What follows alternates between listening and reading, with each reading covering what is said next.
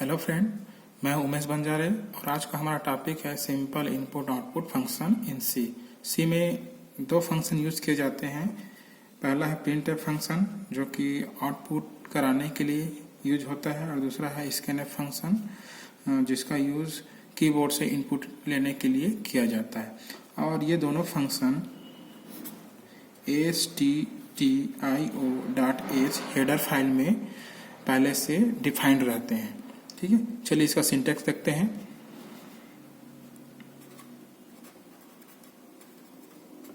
ठीक है, प्रिंटफ। ठीक है, प्रिंटफ का पहले देखते हैं। तो प्रिंटफ को हम इसमें दो वैल्यू पास कर सकते हैं। पहला एक तो आपका टेक्स्ट होता है, स्ट्रिंग है ना, या फिर कोई सेंटेंस जिसको आप स्क्रीन पे शो कराना चाहते हैं वो।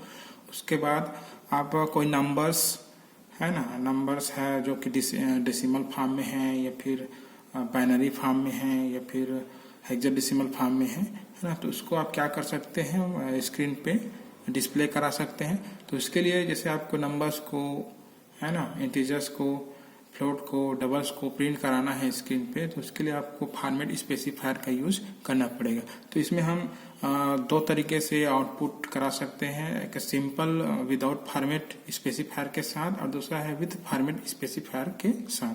ठीक है, चलिए देखते हैं।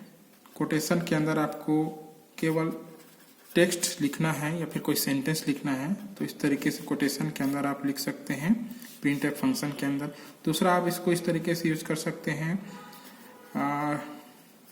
प्रिंट एप के अंदर टेक्स्ट के साथ ही साथ आप फॉर्मेट स्पेसिफायर का भी यूज कर सकते हैं। जैसे कि यहाँ पे टेक्स्ट हो गया है ना, और इसके अंदर आप कहना चाहिए फॉर्मेट स्पेसिफायर भी यूज कर सकते हैं। फॉर्मेट स्पेसिफायर, ठीक है, कोटेशन के अंदर। इसका मतलब क्या है, आप टेक्स्ट के साथ ही साथ आप क्या कर सकते हैं, नंबर्स को भी फॉर्मेट स्पेसिफायर की सहायता से प्रिंटफ फंक्शन में आप क्या कर सकते हैं, मॉनिटर पे प्रिंट आउट करा सकते हैं, मतलब उसको डिस्प्ले करा सकते हैं। चलिए अब प्रोग्राम के माध्यम से इसको एक समझते हैं। ठीक है, कैसे कहना चाहिए हम, ये आपका प्रिंटफ फंक्शन काम करता है। तो सबसे पहले हम यहाँ पे प्रोग्राम में हेडर फाइल यूज करेंगे। ऊपर में हेडर फाइल रहता है, हैज इंक्लूड stdio.h। उसके बाद सेकंड जो आपका हेडर फाइल है वो है हैज इंक्लूड,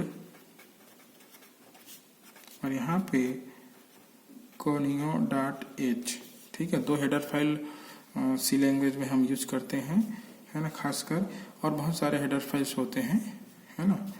तो चलिए देखते हैं आगे। और उसके बाद आपका मेन फंक्शन यहाँ पे स्टार्ट होगा, वाइड मैन। ठीक है, उसके बाद यहाँ पे कुछ वेरिएबल ले लेते हैं। सपोज मैं ले लेता हूँ वेरिएबल n, एक वैल्यू, एक नंबर को हमको प्रिंट कराना है, स्क्रीन पे डिस्प्ले कराना है उसके लिए। ठीक है, इसमें हम कुछ वैल्यूज सपोज 10 स्टोर करके रख देते हैं। ठीक है, अब इसको हमको प्रिंट कराना है। ठीक है, प्रिंटफ फंक्शन की सहायता से। तो हम क्या कर सकते हैं, हम टेक्स्ट, एक तो सिंपली आप सिंपल टेक्स्ट भी प्रिंट करा सकते हैं, इसके अलावा आप नंबर्स भी प्रिंट करा सकते हैं फॉर्मेट स्पेसिफायर की सहायता से। तो चलिए हम दोनों को, टेक्स्ट को भी और नंबर्स को भी प्रिंट कराना चाहते हैं, तो उसके लिए हम दोनों यूज कर लेंगे। ठीक है, तो यहाँ पे वैल्यू ऑफ n, ठीक है, और यहाँ पे फॉर्मेट स्पेसिफायर है %d। ठीक है, %d क्या है, फॉर्मेट स्पेसिफायर है, जो कि यह डिसाइड करता है कि कामा के बाद जो वेरिएबल हम यूज करेंगे, है ना, वो किस फॉर्मेट में प्रिंट होगा, किस फॉर्मेट में प्रिंट होगा। तो यहाँ पे %d खासकर यूज होता है डेसिमल इंटीजर के लिए। ठीक है, मतलब n में जो वैल्यू है उसको डेसिमल इंटीजर में वो मॉनिटर पे प्रिंट करेगा। ठीक है, उसके बाद जो आपका getch फंक्शन है वो लिखेंगे। ठीक है, उसके बाद ये आपका मेन फंक्शन कंप्लीट और आपका प्रोग्राम भी कंप्लीट। ठीक है। जब इसको हम रन करेंगे, हाँ, सेव करके रन करेंगे तो वहां पे आपको स्क्रीन पे आउटपुट के रूप में वहां पे मिलेगा क्या, value of n equal to 10। ठीक है, क्योंकि 10 क्या है, n में स्टोर है यहाँ पे, ठीक है, जिसको हम यहाँ पे प्रिंटफ की सहायता से प्रिंट कर रहे हैं। तो यहाँ पे वैल्यू ऑफ n क्या है, टेक्स्ट है, स्ट्रिंग है, और यहाँ पे 10 क्या है, नंबर है। मतलब हम इसमें टेक्स्ट के साथ ही साथ नंबर्स को भी प्रिंटफ के माध्यम से डिस्प्ले करा सकते हैं। ठीक है, उसके बाद दूसरा जो आपका फंक्शन है वो है स्कैनर फंक्शन। ठीक है, स्कैनर फंक्शन, ठीक है। तो इसका सिंटेक्स देखते हैं। कोटेशन में हम लिखेंगे क्या, फॉर्मेट स्पेसिफायर रहता है, ठीक है। उसके बाद कामा, और यहाँ पे ये जो ऑपरेटर है जिसको हम एड्रेस ऑपरेटर बोलते हैं, %, और यहाँ पे हम लिखेंगे क्या, वेरिएबल नेम। ठीक है, ये इसका सिंटेक्स है। इसका काम क्या है, इस फंक्शन का काम क्या है, ये फंक्शन की सहायता से हम क्या कर सकते हैं, कीबोर्ड से इनपुट के रूप में कुछ भी वैल्यू ले सकते हैं। ठीक है, चलिए प्रोग्राम के माध्यम से इसको समझते हैं।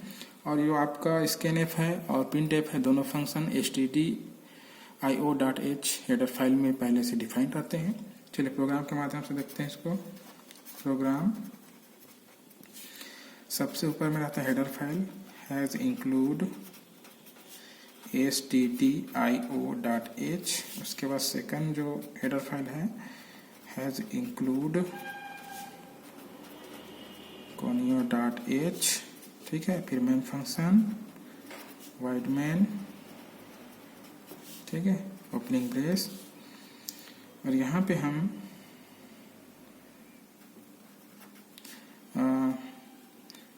कुछ वेरिएबल लेते हैं, a, b और c। मैं 3 वेरिएबल ले रहा हूँ। ठीक है, उसके बाद प्रिंटफ की सहायता से एक मैसेज हम स्क्रीन पे मॉनिटर पे प्रिंट कराना चाहते हैं, है ना। मैसेज क्या होगा, इंटर 2 नंबर्स। ठीक है, अब हम यहाँ पे एक्चुअल में जो आपका स्कैनफ फंक्शन है उसको यूज करेंगे, स्कैनफ, चूँकि हम यहाँ पे 2 नंबर्स ले रहे हैं तो हमको 2 बार फॉर्मेट स्पेसिफायर लेना पड़ेगा। मैं ले रहा हूँ %d एंड %d। ठीक है, क्योंकि हमको 2 नंबर्स लेना है। उसके बाद कामा %a कामा %b, क्योंकि हमको a और b में उन दोनों वैल्यू को स्टोर कराना है, इसलिए होल्ड कराना है, इसलिए।